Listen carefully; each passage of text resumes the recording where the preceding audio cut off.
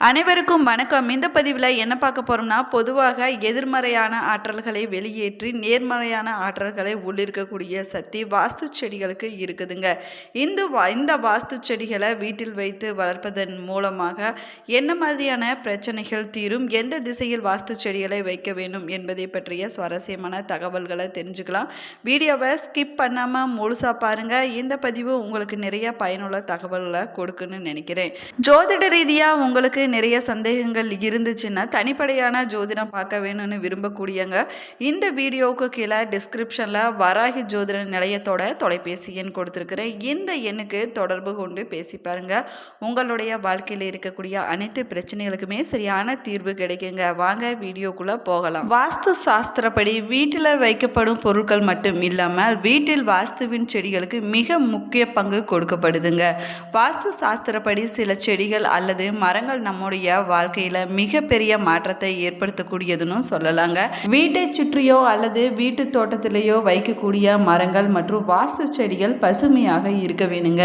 இந்த செடிகள் நம்முடைய வாழ்க்கையில நடக்கும் மிக முக்கியமான நிகழ்வுகளுக்கு நிதி நிலைமைக்கும் காரணமாக இருக்குதுன்னு சொல்லலாங்க.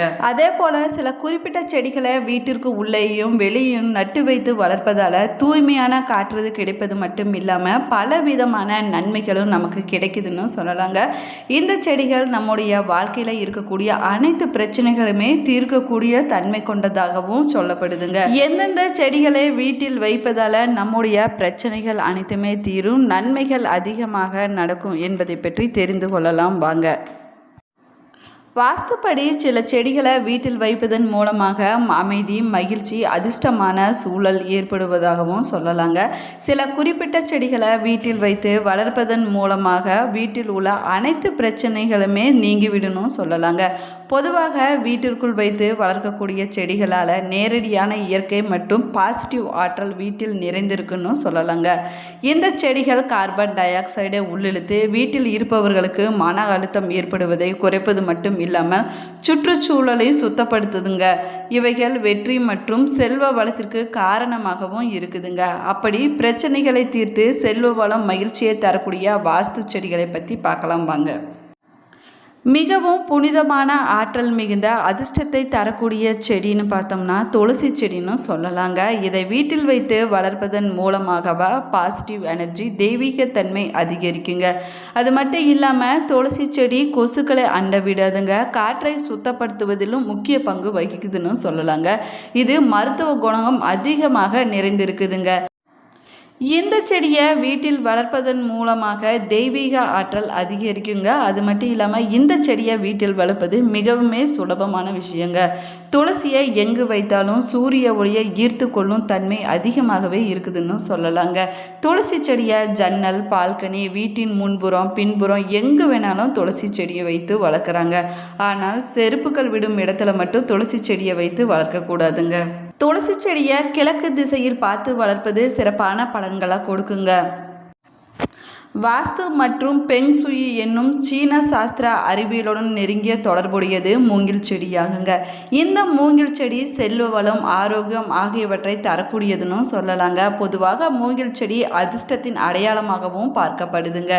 மூங்கில் செடி வைக்கப்படும் எண்ணிக்கை ஏற்ப அதன்கள் பலன்கள் மாறுபடுன்னு சொல்லலாங்க. மூங்கில் செடியை 5 என்ற எண்ணிக்கையில் வைத்தோம்னா செல்வம் பெருகுன்னு சொல்லலாங்க. 6 என்ற எண்ணிக்கையில் வைத்தால் அதிர்ஷ்டம் கிடைக்குங்க. 7 என்ற எண்ணிக்கையில் வைத்தால் நல்ல ஆரோக்கியம் கிடைக்குங்க.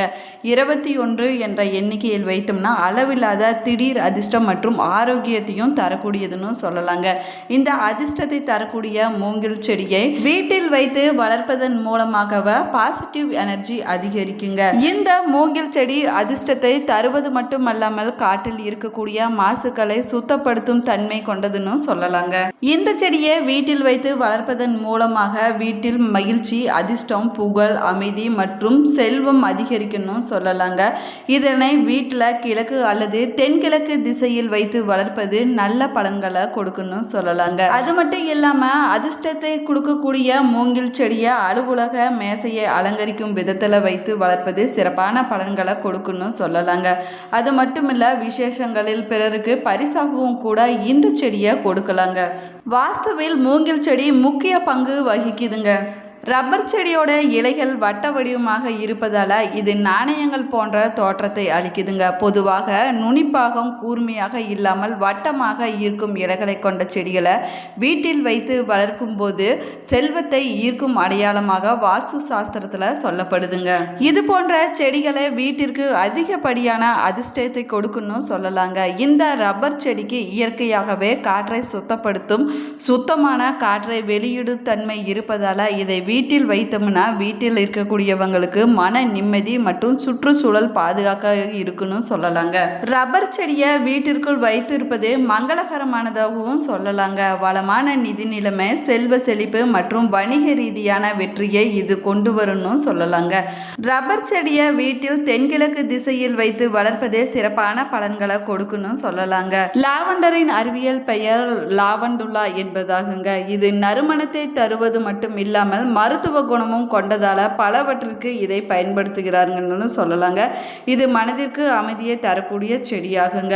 அதிர்ஷ்டத்தை தரக்கூடிய செடிகளில் இதுவும் ஒன்றாக சொல்லப்படுதுங்க.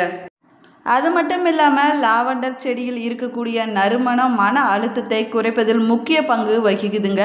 வீட்டை அலங்கரிப்பதற்கும் மருத்துவத்திலும் இது அதிக அளவில் பயன்படுதுன்னு சொல்லலாங்க. இந்த செடியை பார்த்தாலே கோபமாக இருக்கக்கூடிய மனநிலை கூட மாறிவிடுங்க. அது மட்டும் இல்லாமல் மன அமைதியும் சந்தோஷத்தையும் கொடுக்கக்கூடியது இந்த லாவெண்டர் செடின்னு சொல்லலாங்க. படுக்கை அறை, ஜன்னல் ஓரமாக இந்த செடிகளை வைத்து வளர்ப்பது ரொம்பவே நல்லதுங்க. இது நல்ல தூக்கத்தை வரவழைக்கக்கூடிய தன்மை கொண்ட செடியாகுங்க. உறவுகளை மேம்படவும் இது முக்கிய பங்கு வகிக்குதுங்க. இந்த செடியை கிழக்கு திசையில் வைப்பது சிறப்பான பலன்களை கொடுக்கணும் சொல்லலாங்க. மணி பிளான்ட் செடி நம்முடைய பண பிரச்சனைகளிலிருந்து வெளிவர செய்யக்கூடிய தன்மை கொண்டது என்பது அனைவருக்குமே தெரிந்த ஒரு விஷயந்தாங்க. இது வீட்டிற்கு அதிர்ஷ்டத்தையும் செல்வத்தையும் தரக்கூடிய செடின்னு சொல்லலாங்க. இவை காற்றில் இருக்கக்கூடிய மாசுக்களை நீக்கக்கூடிய தன்மை கொண்ட செடியாகுங்க. இந்த செடி வெற்றியை தரக்கூடியது என்பதால் தனிப்பட்ட வாழ்க்கை மற்றும் தொழில் வளர்ச்சியை ஏற்படுத்தக்கூடிய தன்மை கொண்டதுன்னு சொல்லலாங்க. இதனுடைய பெயரிலேயே பணம் இருப்பதால் நிறைய வீடுகளில் இந்த செடிகள் வளர்த்துட்டு வராங்க. இந்த செடி நேர்மறை எண்ணங்களை கொண்டு வரக்கூடிய தன்மை கொண்டதுன்னு சொல்லலாங்க. அதே நேரத்தில் எதிர்மறை எண்ணங்களை அழிப்பதற்கு முக்கிய பங்கு வகிக்குதுன்னு சொல்லலாங்க. வாஸ்து சாஸ்திரப்படி வீட்டின் முன் அறையில் தென்கிழக்கு மூலையில் இந்த பணச்செடியை வைத்து வளர்ப்பது அதிர்ஷ்டத்தை கொடுக்குங்க.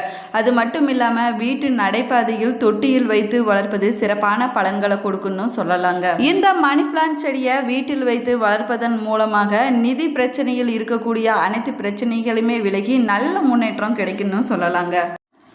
யூக்கலிப்டஸ் செடிகள் உலகம் முழுவதுமே மருந்தாக பயன்படுத்தப்பட்டு வருதுன்னு சொல்லலாங்க.